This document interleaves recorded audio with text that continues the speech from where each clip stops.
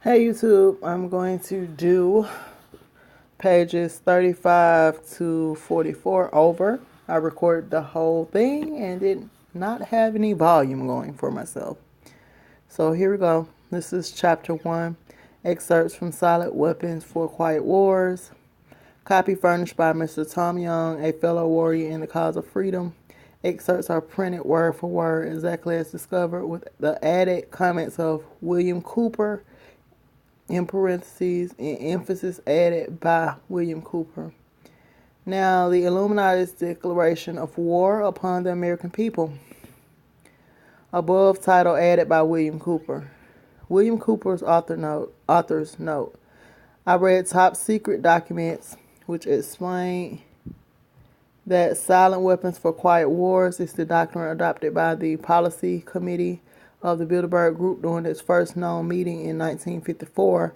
A copy found in 1969 was in the possession of Naval Intelligence. The following document, dated May 1979, was found on July 7, 1986, in an IBM copier that had been purchased at a surplus sale. Top secret. Silent Weapons for Quiet Wars. An introductory programming manual, operations research, technical manual, TM-SW7905.1. Welcome aboard. This publication marks the 25th anniversary of the Third World War, called the Quiet War, being conducted using subjective biological warfare fought with silent weapons. This book contains an introductory description of this war, its strategies, and its weaponry. May 1979, number 74-1120. Security. It is patently impossible to discuss social engineering or the automation of a society, i.e., the engineering of social automation systems, silent weapons, on a national or worldwide scale without implying extensive objectives of social control and destruction of human life, i.e., slavery and genocide. The manual is in itself an analog declaration of intent. Such a writing must be secured from public scrutiny.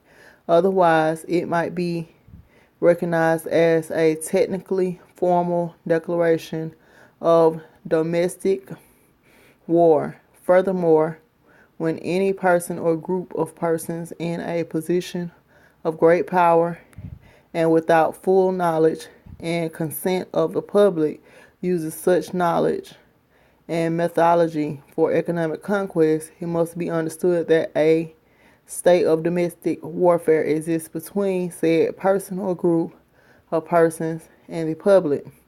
The solution of today's problems requires an approach which is ruthlessly candid, with no agonizing over religious, moral, or cultural values. You have qualified for this project because of your ability to look at human society with cold objectivity and yet analyze and discuss your observations and conclusions with others of similar intellectual capacity without a loss of discretion or humility. Such virtues are exercised in your own best interest. Do not deviate from them. William Cooper's author's note.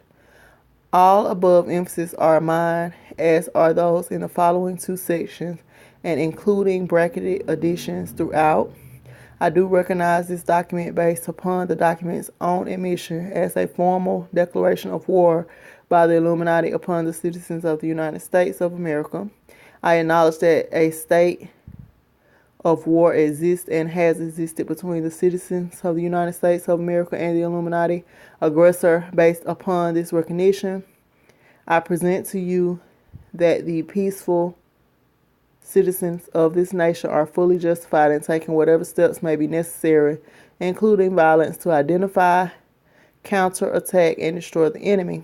I base this statement upon the God-given right of any peaceful people to defend themselves against attack and destruction by an enemy waging war against them. I cite the principles outlined in the Declaration of Independence, the Constitution of the United States of America, and the fully recognized and acknowledged historical precedents that have served as the justification for destruction of tyrants. Historical introduction. Silent weapon technology has evolved from the Operations Research or OR, a strategic and tactical methodology developed under the military management Eisenhower in England during World War II. The original purpose of operations research was to study the strategic and tactical problems of air and land defense with the objective of effective use of limited military resources against foreign enemies, i.e. logistics. It was soon recognized by those in positions of power, the Council on Foreign Relations, that the same methods might be useful for totally controlling a society, but better tools were necessary. Social engineering, the analysis and automation of a society, requires the correlation of great amounts of constantly changing economic information data, so a high-speed computerized data processing system was necessary which could race ahead of the society and predict when society would arrive for capitulation.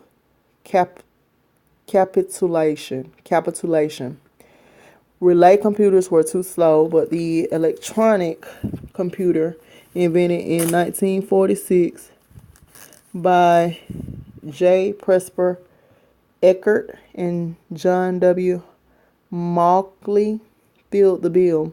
The next breakthrough was the development of the simplex method of linear programming in 1947 by the mathematician George B. Dantzig. Then in 1948, the transistor, invented by J. Bardeen, W. H.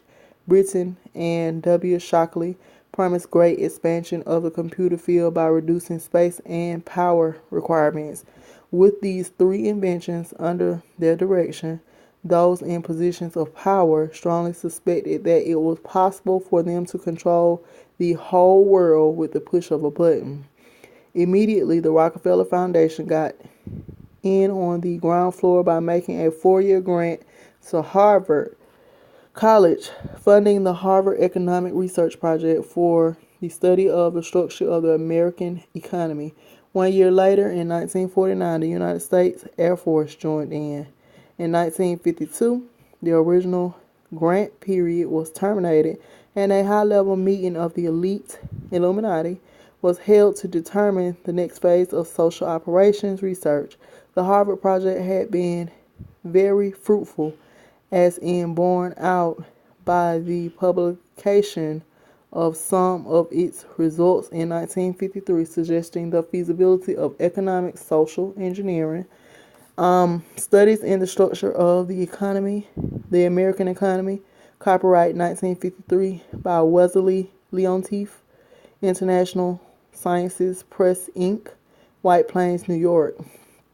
Engineered in the last half of the decade of the 1940s, the new quiet war machine stood, so to speak, in sparkling gold-plated hardware on the showroom floor by 1954. With the creation of the Maser in 1954, the promise of unlocking unlimited sources of fusion atomic energy from the heavy hydrogen in seawater and the consequent availability of unlimited social power was a possibility only decades away. The combination was irresistible. The Quiet War was quietly declared by the international elite, the Bilderberg Group, at a meeting held in 1954. Although the silent weapons system was nearly exposed 13 years later, an evolution of the new weapon system has never suffered any major setbacks. This volume marks the 25th anniversary of the beginning of the Quiet War. Already this domestic war has had many victories on many fronts throughout the world.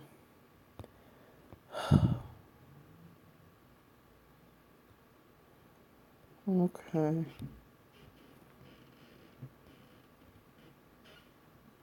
Pause. Okay. Um, I don't even know where I stopped off at.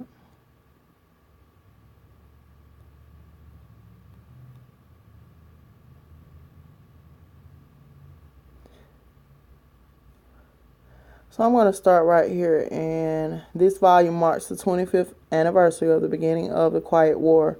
Already, this domestic war has had many victories on many fronts throughout the world. Give me one moment. I'm working.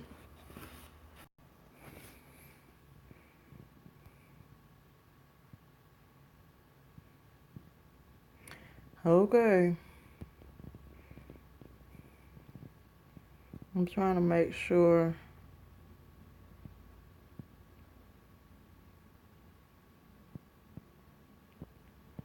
we did that. We did that. Okay. So, we're on page 39.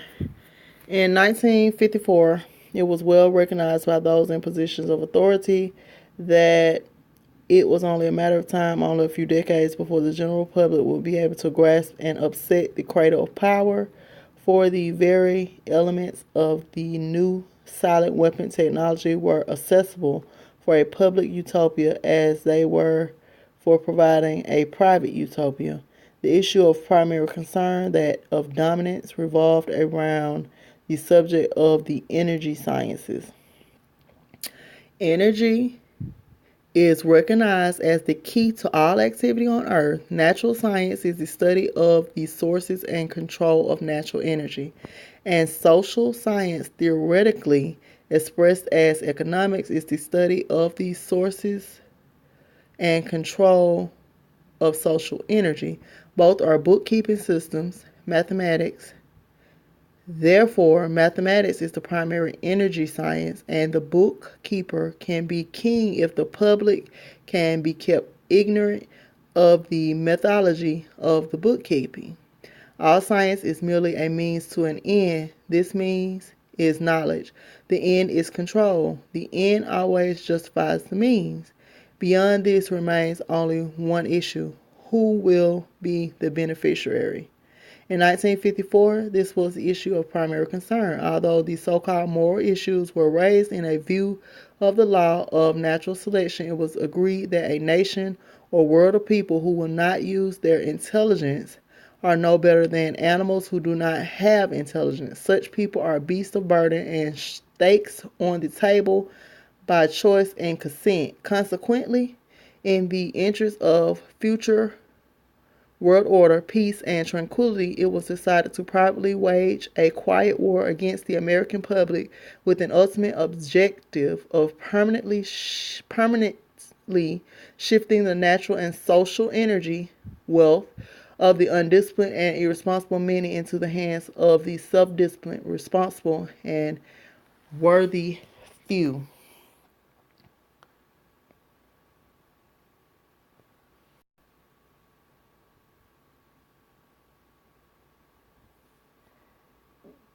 In order to implement this objective, it was necessary to create, secure, and apply new weapons, which, as it turned out, were a class of weapons so subtle and sophisticated in their principle of operation and public appearance as to earn for themselves the name silent weapons.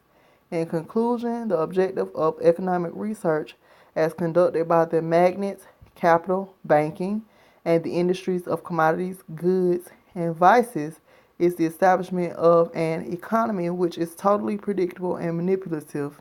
In order to achieve a totally predictable economy, the low class elements of the society must be brought under total control, i.e., must be housebroken, trained, and assigned a yoke and long-term social duties from a very early age before they have an opportunity to question the propriety of the matter. In order to achieve such conformity, the lower class family unit must be disintegrated by a process of increasing preoccupation of the parents, and the establishment of government-operated daycare centers for the occupationally orphaned children. Your job is taken away from your children, giving them to these goons. The quality of education given to the lower class must be of the poorest sort, so that the mote of ignorance isolating the inferior class from the superior class is and remains incomprehensible to the inferior class. With such an initial handicap, even bright lower class individuals have little, if any, hope of extricating themselves from their assigned lot in life. This form of slavery is essential to maintaining some measure of social order, peace, and tranquility for the ruling upper class. Descriptive introduction of the silent weapon. Everything that is expected from an ordinary weapon is expected from a silent weapon by its creators, but only in its own manner of junctioning. It shoots situations instead of bullets, propelled by data processing instead of a chemical reaction explosion, originating from bits of data instead of grains of gunpowder from a computer instead of a gun, operated by a computer programmer instead of a marksman, under the orders of a banking magnate instead of a military general.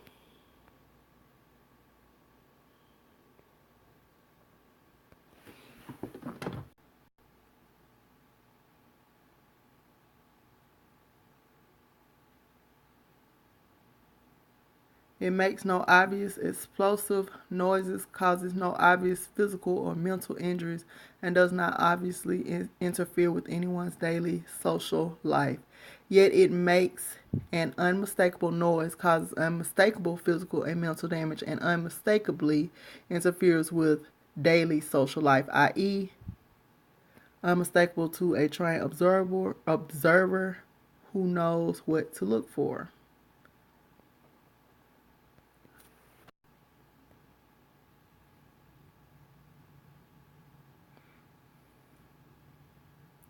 The public cannot comprehend this weapon and therefore cannot believe that they are being attacked and subdued by a weapon. The public might instinctively feel that something is wrong. Isn't that the truth?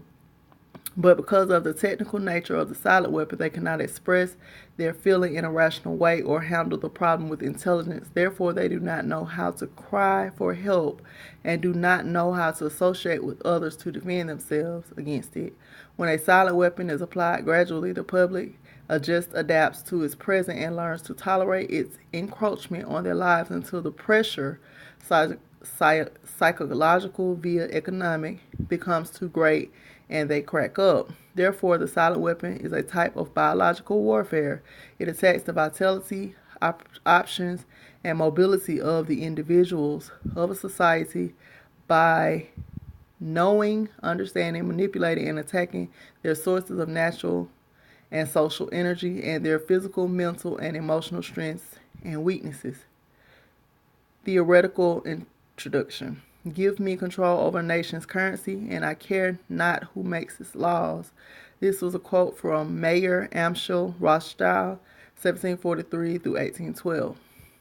Today's silent weapons technology is an outgrowth of a simple idea discovered, succinctly expressed, and effectively applied by the quoted Mr. Mayer Amschel Rothschild. Mr. Rothschild discovered the missing passive component of economic theory known as economic inductance. He, of course, did not think of his discovery in the 20th century terms, and to be sure, mathematical analysis had to wait for the second industrial revolution, the rise of the theory of mechanics and electronics, and finally the invention of the electronic computer before it could effectively be applied in the control of the world economy. Hi, and thanks for calling Magic Tracks. My name is Nina, and I'll be helping you with your order. Sorry, y'all, but I can't keep missing calls. I do have to work. Okay, so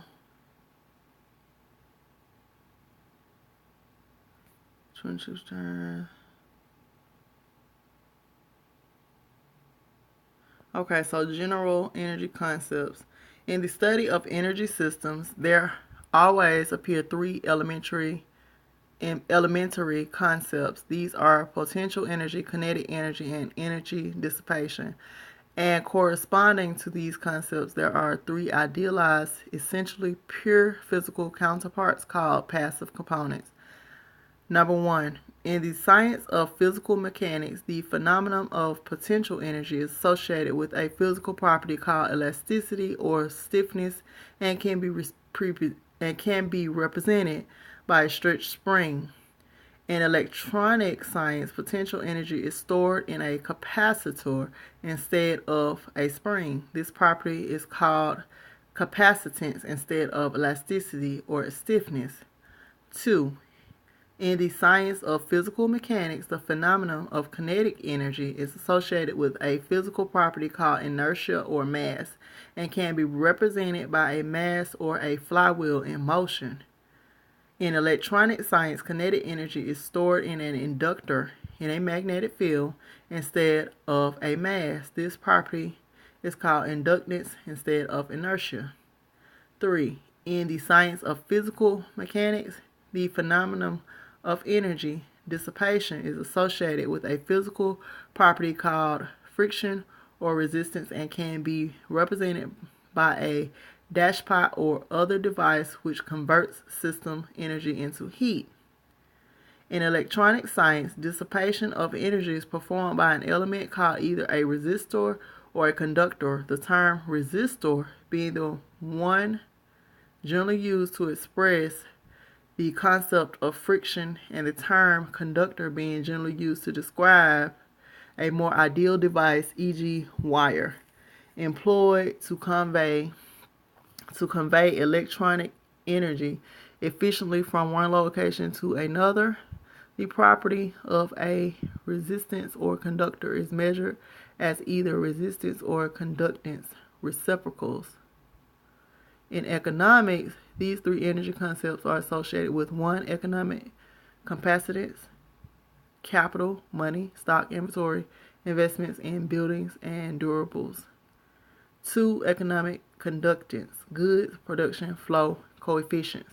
3. Economic inductance. So the 2 was conductance, and 3 is economic inductance, which is services, the influence of the population of industry on output. All of the mathematical theory developed in the study of one energy system, e.g. mechanics, electronics, etc., can be immediately applied in the study of any other energy systems, e.g. economics.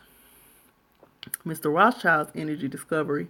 What Mr. Rothschild had discovered was the basic principle of power, influence, and control over people as applied to economics. That principle is when you assume the appearance of power, people soon give it to you.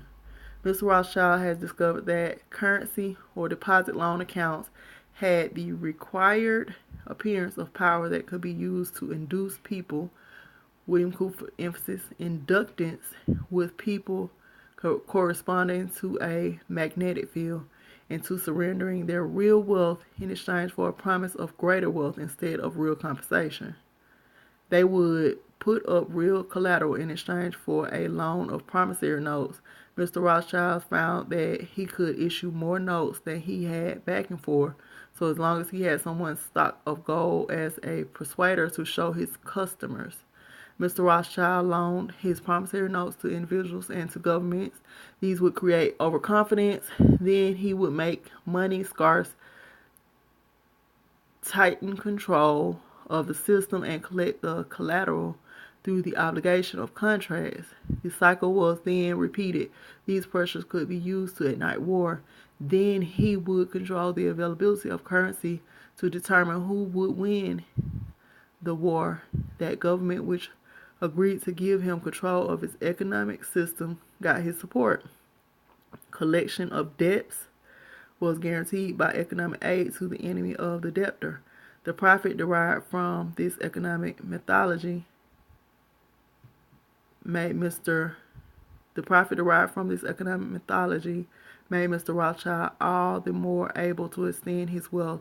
He found that the public greed would allow currency to be printed by government order beyond the limits, with emphasis, inflation of backing in precious metal or the production of goods and services, gross national product (GNP). Apparent capital as paper inductor. In this structure, credit presented as a pure element called currency has the appearance of capital but is in fact negative capital. Hence, it has the appearance of service but is in fact indebtedness or debt. It is therefore an economic inductance instead of an economic capacitance, and if balanced in no other way, will be balanced by the negation of population, war, genocide.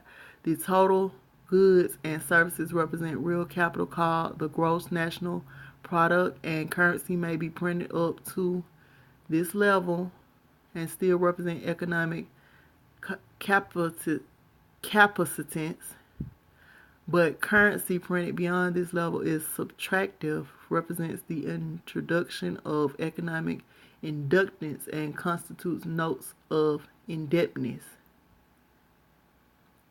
War is therefore the balancing of the system by killing the true creditors, the public, which we have taught to exchange true value for inflated currency, and falling back on whatever is left of the resources of nature and regeneration of those resources. Mr. Rothschild had discovered that currency gave him the power to rearrange the economic structure to his own advantage, to shift economic inductance to those economic positions which would encourage the greatest economic instability and oscillation. The final key to economic control had to wait until there was sufficient data and high-speed computing equipment to keep close watch on the economic oscillations created by price shocking and excess paper energy credits, paper inducted/inflation. And what I'm going to do is, okay, so I'm going to stop right here after I read the breakthrough, and then I pick up in my other videos I already recorded on page 44. The breakthrough. The aviation field provided the greatest evolution in economic engineering by way of the mathematical theory of shock testing. In this process, a projectile is fired from an airframe on the ground, and the impulse of the recoil is monitored by vibration transducers connected to the airframe and wired to the chart recorders. By studying the echoes or reflection of the recoil impulse in the airframe, it is possible to discover critical vibrations in the structure of the airframe, which either vibrations of the engine or aileron vibrations from the wings or a combination of the two might reinforce, resulting in a resonant self-destruction of the airframe in flight as an aircraft. From the standpoint of engineering, this means that the strengths and weaknesses of the structure of the airframe in terms of vibrational energy can be discovered and manipulated. Peace and power. And I'm moving on.